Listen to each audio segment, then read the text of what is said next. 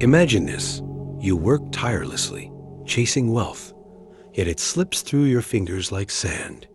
Meanwhile, others, steeped in ancient wisdom, seem to attract money effortlessly, as if bound by some invisible law. What if the secret isn't hustle or luck, but a set of unspoken rules forged over millennia?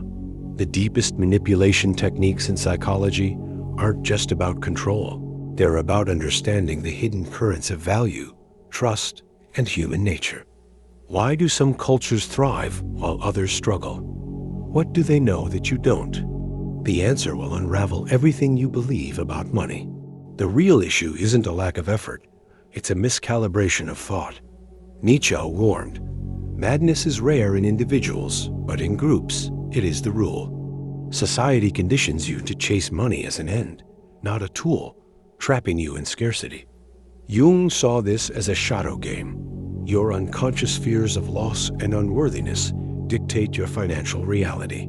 Schopenhauer called it the will's endless striving, a cycle of desire and dissatisfaction, engineered by systems that profit from your anxiety.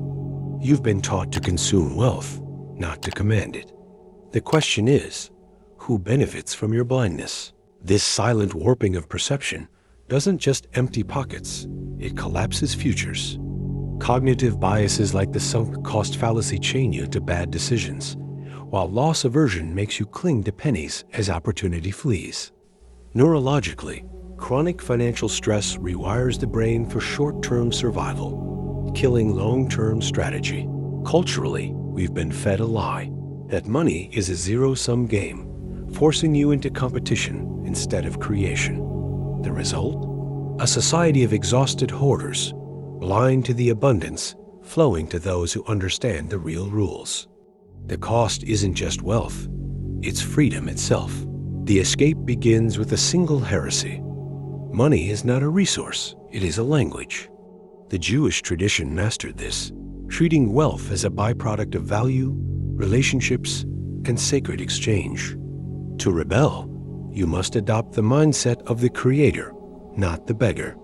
Study the Talmud's mercantile wisdom, how it turns negotiation into art, risk into covenant, and debt into leverage. Like the Rothschilds, who built empires on information asymmetry, you must see what others ignore. Money flows where trust is engineered, where time is weaponized, where scarcity is an illusion. The system fears nothing more than your awakening.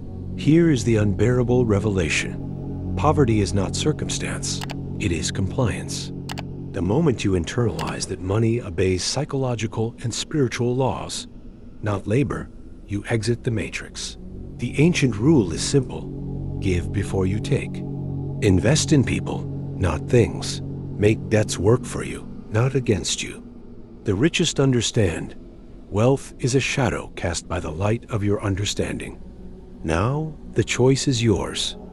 Will you keep begging at the table, or will you learn to set it? The gates stand open. Walk through.